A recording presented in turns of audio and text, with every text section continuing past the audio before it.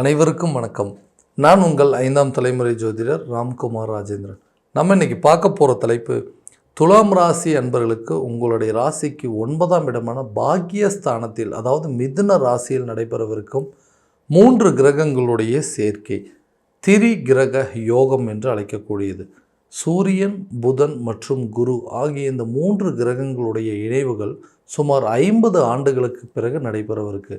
இந்த நிகழ்வு காலகட்டங்கள், இந்த கிரக சேர்க்கையினுடைய காலகட்டங்களில் துலாம் ராசி என்பவர்களுக்கு இந்த நிகழ்வு எந்த விதமான அற்புதங்கள் மற்றும் சிறப்புகளை தரப்போகுது அப்படிங்கிறத இந்த காணொலியில் தெளிவாகவும் விவரமாகவும் பார்க்கலாங்க.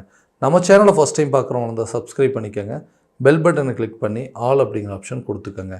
துலாம் ராசி அன்பர்கள் சுக்கிர பகவானை அதிபதியாக கொண்டவர்கள். தனக்கு எந்த விஷயம் சரின்னு படுதோ அதை மட்டும்தான் செய்வாங்க. அடுத்தவங்களுக்காக எந்த ஒரு விஷயத்தையுமே ரிஸ்க் எடுக்க மாட்டாங்க. தனக்கு பிடிச்சிருக்கு, தான் இந்த விஷயத்தை செய்யணும் அப்படின்னு நினச்சா எந்த தடைகள் வந்தாலும் அதை கண்டிப்பாக செஞ்சு முடிக்கக்கூடிய ராசிக்காரர்கள் இந்த துலாம் ராசி அன்பர்கள். ஸ்ட்ரைட் ஃபார்வர்டு அப்படின்னு சொல்லலாங்க. ஒருத்தர் செய்த தவறுகளை நேரடியாக சொல்லி காட்டக்கூடிய அளவுக்கு தைரியம் கொண்டவர்கள் இந்த துலாம் ராசி அன்பர்கள். நீங்கள் செஞ்சது கரெக்ட் அப்படின்னா கண்டிப்பாக நீங்கள் செஞ்சது கரெக்ட் அப்படிமோ, நீங்கள் செஞ்சது தப்பு அப்படின்னா கட்டாயம் அது எத்தனை பேர் இருந்தாலும் சரி, நீங்கள் செஞ்ச தவறுகளை சுட்டி காட்டக்கூடிய அளவுக்கு அமைப்புகளை கொண்டவர்கள் இந்த துலாம் ராசிக்காரர்கள். தனக்கு எல்லா விஷயத்தையுமே கடவுள், ஒரு ஆடம்பரமோ, ஒரு செல்வாக்கோ, ஒரு சொகுசோ, அது காதலோ, திருமணம், தாம்பத்தியம், குழந்தை பாக்கியம் எல்லாத்தையும் கொடுத்தாருங்க. எல்லா விஷயத்தையும் கடவுள் கொடுத்தாருங்க. ஆனால் எல்லாத்தையுமே ஏதோ ஒரு காரணத்தினால கொடுத்த மாதிரி கொடுத்து அதை இல்லாமல் பண்ணிட்டாரு. என்னை விட்டு எல்லாமே போயிடுச்சுங்க. எந்தெந்த விஷயங்கள் நான் பரவாயில்ல, எனக்கு எல்லாமே கொடுத்துருக்கு, எல்லாமே கிடச்சிருக்கு, எல்லாமே நான் அனுபவிச்சுட்ருக்குன்னு நினச்சனோ அந்த விஷயத்தை எல்லாமே எங்கிட்ட எடுத்துட்டாருங்க. ஒரு வேலை அப்படிங்கிற ஒரு அமைப்புக்கு கரெக்டான விதத்தை கொடுத்தாரு, கரெக்டான ஒரு வேலையும் கொடுத்தாரு, அந்த வேலையில் நல்ல ஒரு வருமானத்தை கொடுத்தாரு, எல்லாமே சரியான விதத்தில் தான் கொண்டு போனோம். திடீர்னு என்ன நடந்ததுன்னு தெரியல, அந்த இருக்கிற வேலையை விட்டுட்டு வெளியே வர மாதிரி ஒரு சூழ்நிலை ஆயிடுச்சு. அந்த வேலையை விட்டுட்டு வேற ஒரு இடத்துக்கு மாற்றம் செய்கிற மாதிரி ஆயிடுச்சு. எனக்கு பிடிக்காத ஒரு துறையில் சேர்ந்து வேலையை ஆற்றக்கூடிய அளவுக்கு சில நிலைகளை கொண்டு வந்துட்டார்.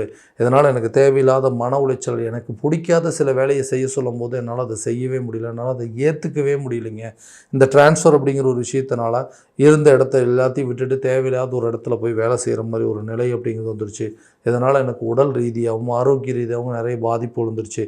ரொம்ப நாளாக ஒரே நிறுவனத்தில் வேலை பார்த்துட்ருக்கேன். அதில் எனக்கு கிடைக்க வேண்டிய பதவி உயர்வோ அல்லது சம்பள உயர்வோ அப்படிங்கிறது சரியான நேரத்தில் கிடைக்கல. இந்த யோகங்கள் எல்லாமே தடைப்பட்டு போய் கிடக்குதுங்க. என்னோடய வேலையில் முழு கான்சன்ட்ரேஷனோட, முழு திறமைகளோடு நான் செய்கிறேன். ஆனால் எனக்கு கிடைக்க வேண்டிய சில விஷயங்கள், சராசரி விஷயங்கள் கூட எனக்கு பின்னாடி வரவங்களுக்கு கிடைக்குது, ஆனால் எனக்கு கிடைக்க மாட்டேங்குது. ரொம்ப கஷ்டப்பட்டு ரொம்ப வருஷமாக இதே இடத்துல தான் வேலை பார்த்துட்ருக்கேன். ஆனால் எனக்கு எந்த ஒரு மாற்றமும் இல்லை. இந்த இடத்துலேருந்து மாறணும்னு முயற்சி பண்ணுறேன், சில பேர்த்தால் அதுவும் முடியலன்னு யோசிச்சிங்கன்னா இந்த காலகட்டங்களில் இந்த 9ஆம் இடமான பாக்கியஸ்தானத்தில் நடைபெறும். பாக்கியஸ்தானம் அப்படின்னாவே நம்ம எதிர்பாராத நேரத்தில் சில திருப்பங்கள் அப்படிங்கிறது இருக்கும். இது வரைக்கும் நீங்கள் கஷ்டப்பட்டு ஹார்ட் ஒர்க் பண்ணிட்டு இருப்பீங்க. உங்கள் திறமைக்கு உண்டான உழைப்புக்கேற்ற ஊதியம் அப்படிங்கிறது உங்களுக்கு கிடைக்குங்க. அந்த திறமைக்கு தகுந்த பதவி உயர்வு அப்படிங்கிறது கிடைக்கும்.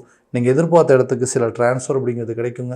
பிடிக்காத துறையில், பிடிக்காத டிபார்ட்மெண்ட்டில் செய்கிற வேலையை கூட நீங்கள் ஆட்டோமேட்டிக்காக மாற்றிக்கொள்ளக்கூடிய அளவுக்கு சூழ்நிலையில் இருக்கும். உங்கள் கூட இருக்கிறவங்க, உங்களுடைய உயர் அதிகாரிகள் கூட இது வரைக்கும் இருந்து வந்த கருத்து வேறுபாடுகள் அப்படிங்கிறது அகலுங்க. ஒற்றுமையாக வேலை செய்யக்கூடிய ஒரு காலகட்டமாக இருக்க போதுங்க இந்த கிரகங்களுடைய சேர்க்கைக்குண்டான காலகட்டங்களில். வேலை அப்படிங்கிற விஷயங்கள் எல்லா பிரச்சனையும் தீர்ந்தாலும், தொழிலில் இருக்கக்கூடிய தொழில் ஸ்தாபனங்கள், வியாபார ரீதியாக இருக்கக்கூடிய நபர்களுக்கு நான் பண்ணக்கூடிய பிஸ்னஸில் எனக்கு எந்த இம்ப்ரூவ்மெண்ட்டுமே இல்லைங்க. ரொம்ப ஹார்ட் ஒர்க் பண்ணுறேன், எல்லா விஷயத்தையுமே பார்த்து பண்ணுறானா எனக்கு எந்த ஒரு விதத்துலேயும் அது பெரிய லாபத்தையும் கொடுக்க மாட்டேங்குது. என்னுடைய பிஸ்னஸில் ஏன்டா பண்ணிகிட்ருக்கோம், இந்த பிஸ்னஸை விட்டுட்டு வேறு ஏதாவது பிஸ்னஸ் ஸ்டார்ட் பண்ணலாமா? எல்லாமே ஆரம்பிக்கும் போது நல்லா தாங்க இருந்தது. கூட ஒரு பார்ட்னர்ஷிப் மூலமாகவோ இந்த பிஸ்னஸை பண்ணோம்னா கண்டிப்பாக நல்லபடியாக ஓடும் அப்படின்னா எல்லாருமே நல்ல ஒரு மோட்டிவேட் பண்ணாங்கன்னா, திடீர்னு அதை ஸ்டார்ட் பண்ணக்கூடிய காலகட்டங்கள் வந்தது. எல்லாமே அப்படி டோட்டலாக நின்றுச்சு. இதனால் என்னால் சரியாக அந்த பிஸ்னஸை ரன் பண்ண முடியல. எனக்கு தேவையான ஒரு ஃபினான்ஷியல் சப்போர்ட் அப்படிங்கிறது இல்லாமல் இருக்குது. இந்த ஃபினான்ஷியல் சப்போர்ட்டெல்லாம் கரெக்டான நேரத்தில் கிடச்சிது அப்படின்னா நிச்சயமாக இந்த பிஸ்னஸை நல்ல லெவலுக்கு கொண்டு போயிடுவாங்க.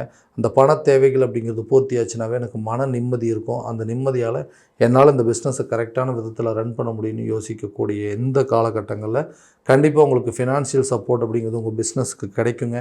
பார்ட்னர்ஷிப் மூலமாக இருக்கக்கூடிய பிரச்சனைகள் அப்படிங்கிறது தீரும்.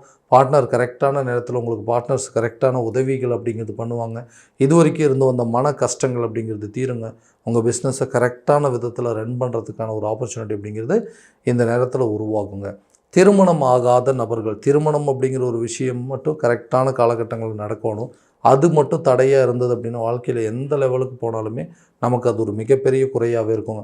ஸோ நானும் எனக்கு மனசுக்கு பிடிச்ச மாதிரி ஒரு வாழ்க்கையை அமைச்சிக்கணும்னு போராடுறேங்க. அந்த வாழ்க்கை அப்படிங்கிறது மனசுக்கு பிடிச்ச மாதிரி இல்லை, தனக்கு பிடிச்ச மாதிரி ஒரு வாழ்க்கையை அமைக்கிறதுக்காக போராடிட்டு இருக்கிறேன். அந்த தடைகள் அப்படிங்கிறது அகலமான்னு கேட்டிங்கன்னா, திருமணம் சம்பந்தப்பட்ட அனுகூலங்களை ஏற்படுத்தக்கூடியது இந்த பாக்கியஸ்தானத்தில் நடைபெறவிருக்கும் புதன், சூரியன் மற்றும் குரு ஆகிய கிரகங்களுடைய சேர்க்கை. ரொம்ப நாளாக திருமணம் ஆகாத நபர்களுக்கு திருமணம் ஆகிறதுக்கான யோகங்கள். முதல் திருமணம் அப்படிங்கிறது எனக்கு சரியான விதத்தில் அமையலைங்க, அது சரியான காரணத்துங்களால் அது என்னால் கண்டினியூ பண்ண முடியல. ஸோ அடுத்த திருமணத்துக்கு, இரண்டாவது திருமணத்துக்கு முயற்சி பண்ணால் அது கண்டிப்பாக நடக்குமா அப்படின்னு கேட்டிங்கன்னா, கட்டாயமாக நடக்குங்க. இரண்டாவது திருமணத்துக்கு உண்டான முயற்சிகள் கூட இந்த நேரத்தில் நல்ல ஒரு வெற்றி அப்படிங்கிறது கிடைக்குங்க. நீங்கள் எதிர்பார்த்தபடி ஒரு மன வாழ்க்கை அப்படிங்கிறதும் உங்களுக்கு கண்டிப்பாக அமையும். கணவன் மனைவிக்கிடையே இருக்கக்கூடிய ஒற்றுமைகள் அப்படிங்கிறது பெரிய பாதிப்புகளாக இருக்குது. ஏன்னா எதுக்கு எடுத்தாலும் சண்டை போடுறோம், பிரிஞ்சு வாழ்ந்தால் போதுங்க, யாருமே ஒருத்தருக்கு ஒருத்தர் புரிஞ்சிக்கல. இந்த நிலைகள்லாம் எப்போ தாங்க மாறும்? ஸோ எல்லாமே கொடுத்த மாதிரி கொடுத்துறாரு இந்த கடவுள், கொடுத்துட்டுங்க இன்றைக்கி அந்த வாழ்க்கையை கரெக்டான விதத்தில் என்னால் வாழ முடியல. ஹஸ்பண்ட் ஒய்ஃபுக்குள்ளே எதுக்காக தான் இந்த பிரச்சனை? ஏன்னா ஒருத்தருக்கு ஒருத்தர் எப்போவுமே நாங்கள் புரிஞ்சிட்டு இருந்ததில்ல.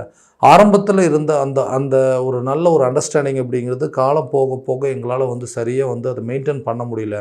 குழந்தைங்களோட சூழ்நிலையாக இருக்கட்டும், பிள்ளைகளோட சூழ்நிலைகள், இது எல்லாமே காரணம் காட்டி இன்றைக்கி நாங்கள் 2 பேரும் சேர்ந்து வாழ முடியாத ஒரு நிலை அப்படிங்கிறது ஏற்பட்டுருச்சு. ஒருத்தருக்கு ஒருத்தர் ஒரு நல்ல அந்யோன்யம் அப்படிங்கிறதே இல்லைங்க. நான் என்ன விஷயத்த சொல்கிறேன்னு என்னுடைய மனைவி புரிஞ்சிக்கல, மனைவி என்ன சொல்கிறாங்கிறது கணவர் புரிஞ்சிக்கல. இந்த சூழ்நிலையில் பிள்ளைகளுடைய சூழ்நிலைக்காக நிறைய நாள் பொறுத்துட்டு இந்த வாழ்க்கையை வாழ்ந்துட்டு இருந்தோம்.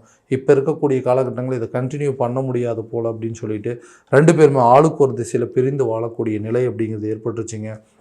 நிறைய பேர் தன்னுடைய வாழ்க்கையை விட்டுட்டு தானாக ஒரு விஷயத்தை தேடி போய் அந்த விஷயத்தையுமே இன்றைக்கி இழந்துட்டு இருக்கக்கூடிய சூழ்நிலைகள் அப்படிங்கிறது ஏற்பட்டுச்சு. தனக்கு வந்த வாழ்க்கை தான் சரியில்லை, தானாக தேடி போன வாழ்க்கையாவது நல்லா இருக்குன்னு நினச்சாங்க. அதுவுமே இன்றைக்கி கரெக்டான விதத்தில் மெயின்டைன் பண்ண முடியாத அளவுக்கு சூழ்நிலைகள் இருக்குது. இந்த நிலைகள்லாம் கட்டாயமாக மாறுங்க. கணவன் மனைவிக்கிடையே இருக்கக்கூடிய ஒற்றுமை அப்படிங்கிறது மேலோங்கும். பிரிந்த தம்பதியினர்கள் ஒன்று சேருவாங்க, பிரிந்த காதலர்கள் கூட ஒன்று சேருவதற்கான காலகட்டம் அப்படிங்கிறது இருக்குங்க. தான் விருப்பப்பட்டு தேடி போன வாழ்க்கையில் இருந்த சில மன கஷ்டங்கள், சங்கடங்கள் அப்படிங்கிறதெல்லாம் தீருங்க. 2 பேருமே ஒன்று சேர்ந்து வாழ்வீங்க. பிரிந்து சென்ற நபர்கள் தன்னை தேடி வரக்கூடிய ஒரு காலகட்டமாக இருக்க போதுங்க. அடுத்ததாக அந்த வீடு வாங்கக்கூடிய யோகம், வண்டி வாகனம் வாங்கக்கூடிய யோகம், நிலம் வாங்கக்கூடிய யோகம், தகப்பன் வழி சொத்துக்கள் தங்களுடைய கைக்கு கிடைப்பதற்கான வாய்ப்புகள் எல்லாமே இந்த காலகட்டங்கள் நடக்கும். ஸோ ரொம்ப நாளாக ஒரு பூர்வீக சொத்து இருக்குங்க, அந்த சொத்துக்களை விற்று அப்படின்னா அந்த பணத்தை வச்சுட்டு சொந்தமாக ஒரு வீடு கட்டலாம், அல்லது அந்த பூர்வீக இடத்த விற்றுட்டு புதுசாக ஒரு இடம் வாங்கி அந்த இடத்துல வீடு கட்டலாம் அப்படின்னு முயற்சியெலாம் இருக்குது. ஸோ பூர்வீக சொத்துக்கள் சில வில்லங்கங்கள் இருக்குது. தகப்பன் வழி சொத்துக்கள் என் கைக்கு சேரலை அப்படின்னு யோசிச்சிங்கன்னா கட்டாயமாக அது உங்கள் கைக்கு சேரக்கூடிய காலகட்டமாக இருக்க போது. வீட்டுக்கு தேவையான பொருட்களை வாங்கி மகிழக்கூடிய காலகட்டங்கள். வீட்டுக்கு தேவையான ஒவ்வொரு பொருளுக்கு ஆடம்பரமான ஃப்ரிட்ஜு, வாஷிங் மிஷின், ஏசி இந்த மாதிரி பொருட்கள்லாம் வாங்குவீங்க. ஆடம்பரமான நகைகள் மற்றும் வாங்கக்கூடிய யோகங்கள் கூட, வண்டி வாகனங்கள் வாங்கக்கூடிய யோகங்கள் கூட இந்த நேரத்தில் உங்களுக்கு கண்டிப்பாக கை கொடுக்குங்க. ஆரோக்கியத்தில் நல்ல ஒரு முன்னேற்றம் அப்படிங்கிறது இருக்கும். இது வரைக்கும் இருந்து வந்த தீராத வியாதிகள் கூட படிப்படியாக தீர்றதுக்கான வாய்ப்புகள், மருத்துவம் சார்ந்த சில மாற்றங்களை ஏற்படுத்துவீங்க. அதாவது இது வரைக்கும் ஒரு இங்கிலீஷ் மெடிசன் எடுத்துகிட்டு இருந்தீங்கன்னா அது ஆயுர்வேத சம்மந்தப்பட்டதோ அதாவது மருத்துவம், நாட்டு மருந்து சம்மந்தப்பட்ட சில மாற்றங்கள் அப்படிங்கிறது கூட இந்த நேரத்தில் கொண்டு வருவீங்க. அந்த மாற்றங்கள் உங்களுக்கு ஒரு நல்ல பலன் அப்படிங்கிறது கொடுக்கும். கல்வி சம்மந்தப்பட்ட யோகங்கள் நிச்சயமாக ஒரு நல்ல பலன் அப்படிங்கிறது கொடுக்கும். ஸோ புதன் பகவான் உங்களுடைய ராசிக்கு 9ஆம் இடத்துல பலம் பெற்று இருக்கிறதுனால கல்வி சம்மந்தப்பட்ட முயற்சிகள் நல்ல ஒரு முன்னேற்றத்தை கொடுக்கும். கல்வியில் நல்ல ஒரு இம்ப்ரூவ்மெண்ட் அப்படிங்கிறது இருக்கும். வெளியூர் மற்றும் வெளிநாடு சென்று படிப்பதற்கான வாய்ப்புகள் கூட இந்த காலகட்டங்களில் இருக்கும். உங்களுடைய குழந்தைங்களோட எஜுகேஷன் சம்மந்தப்பட்ட விஷயத்தில் அவங்களுடைய ரிசல்ட்டோடைய எதிர்பார்ப்புகள் உங்களுக்கு ஃபேவராக இருக்குங்க. படித்து முடித்தவங்க அடுத்தது வேலைக்கு ஜாயின் பண்ணுறதுக்கான வாய்ப்புகள் கூட உங்களுடைய பிள்ளைகள் சம்மந்தப்பட்ட அனுகூலங்கள் உங்களுக்கு கண்டிப்பாக இருக்க போது. அவங்களுடைய தேவைகளை நீங்கள் பூர்த்தி பண்ணுவீங்க. அவங்களுக்கு என்ன தேவையோ அதை கட்டாயம் செஞ்சு கொடுப்பீங்க. அவங்களுடைய பிஸ்னஸாக இருக்கட்டும்ங்க, அவங்களோட வேலை விஷயமா இருக்கட்டும், நீங்கள் எடுக்கக்கூடிய எந்த முயற்சிகள் கூட அவங்களுக்கு சாதகமான நிலை அப்படிங்கிறது ஏற்படுங்க. ஸோ இது வரைக்கும் நம்ம பார்த்தது எல்லாமே கோச்சார ரீதியான பலன்கள் மட்டும்தான். எந்த பலன்கள் அனைத்து உங்களுக்கு நடக்குமோ அப்படின்னா உங்களுடைய சுய ஜாதகத்தை முழுமையாக தெரிஞ்சுக்கிட்டு அதற்குண்டானபடி ஒவ்வொரு முயற்சிகள் எடுக்கும்போது வாழ்க்கையில் நிறைய மாற்றங்கள் மற்றும் வெற்றிகள் அப்படிங்கிறது ஏற்படுங்க.